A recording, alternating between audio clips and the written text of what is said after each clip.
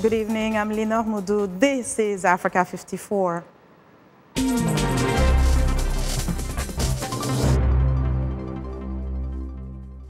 Within the hour, U.S. President Barack Obama aboard Air Force One is expected to touch on Kenyan soil for the first time since 2006, when he was a U.S. Senator from Illinois. Mr. Obama arrives in Kenya for the start of a landmark two-day visit to discuss security and trade. Kenya has special significance for the president. His father was born in rural Western Kenya, and he also served in the government of Kenya's first president. Nairobi is buzzing with excitement over Mr. Obama's arrival. And joining us now live from the Kenyan capital is Africa 54's own Kenyan native, Vincent Makori. Good evening, Vincent. Good evening, Linord. Indeed, the city is ready now to receive President Barack Obama. As you mentioned, it's just perhaps less than an hour before he lands in Nairobi. Just on the eve of his arrival, I sat down with Kenya's Deputy President, William Ruto. He talked about a number of things, including the significance of this trip.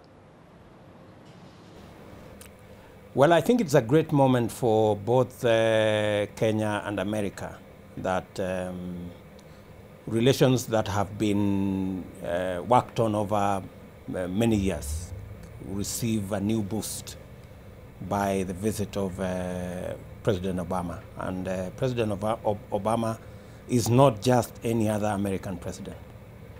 He has African roots and more specifically Kenyan roots.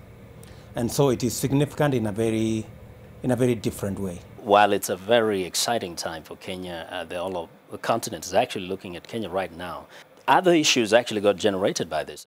DP Ruto, will he meet President Barack Obama? Now, is that something that has bothered you? Not in the very least. The President of America is visiting Kenya, the country. He is not the guest of any one individual. He will be discussing with the government of Kenya. And we are very happy and excited that we will be able to discuss that which is important between the people of Kenya, the private sector in Kenya, the economic drivers in Kenya, and the investors and the government of the United States. We do not want to trivialize this to individual matters. If you were to be asked to kind of in a few words say, what would you hope to see achieved by the visit of President Barack Obama to Kenya? I hope to see a greater understanding of the American private sector business and investors, of the opportunities that exist not just in Kenya, but in Kenya and in our region. And I hope to see more appreciation of the American public of the tremendous, magical tourist opportunity that exists in Kenya. What is it, one thing you could say, or maybe two, that is sometimes not well understood about you? Well, I think generally the people of Kenya have come to understand me, but maybe people beyond Kenya, because of the many theories that have been put across as to our relationship with the Kenyan past, and our participation or influence over that Kenyan past is what sometimes is misunderstood. But I think the fact that President Uhuru Kenyatta and myself were elected in the last general election is clearly an indication that the people of Kenya understand not just the president, but understand me very well, that we mean well for this country. And they were not wrong. I think the kind of transformation that has happened in the last 2 years is for anybody's guess. I mean, the people of Kenya know that indeed they elected the right people into office. And that is why we have the kind of transformation that is going on in our nation. Very interesting package. Now tell us, Vincent, how much of an issue has Mr. Ruto's pending ICC case been regarding President Obama's trip to Kenya? You know, people have been talking about it. You read stories in the newspapers raising concerns as to whether President Obama will actually meet Mr. Ruto because of this pending ICC case.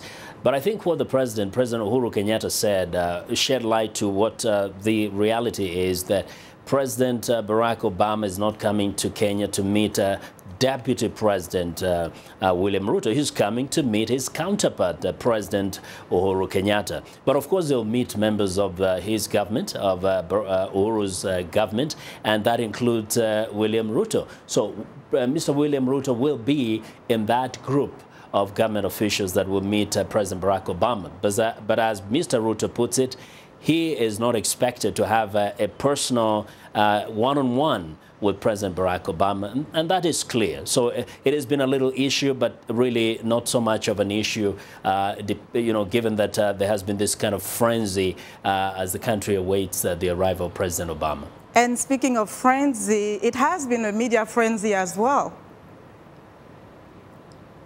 It has been a media frenzy for the last 2 weeks. You can say that all the media houses have just been talking about Obama. The newspapers have been writing their headline, rather front page stories have all been about Obama. The television stations, almost to, you know, all of them have just been covering President Obama almost 24 hours around. Just today, the newspapers, for example, if you look at the Standard newspaper, one of the major dailies here, produced a bumper issue, 128 pages, and it is all about President Barack Obama with his picture on the front saying, "Karibu Obama," welcome Obama, and everything in this newspaper is just about Barack Obama. So, well, it's been a climax at this time. Of course, today we look forward to even more of that coverage come tomorrow and the day after until he leaves this country. Quickly, who are some of the people that are expected to attend the summit tomorrow? Well, we have well, a number of people. It's a mix of you know, prominent people, big business investors from around the world who are attending this Global Entrepreneurship Summit, but also young innovators who are from across the world, also entrepreneurs, people who have great ideas who have been exhibiting their initiatives right here in Nairobi for a number of days now. I'm not able to mention to you specific names, but be sure that they're really powerful, wealthy business people and investors that are attending this meeting, along with the government officials from across the world. Great, Vincent. Thank you so much for joining us again. And that was Africa 54's Vincent Makori reporting live from Nairobi.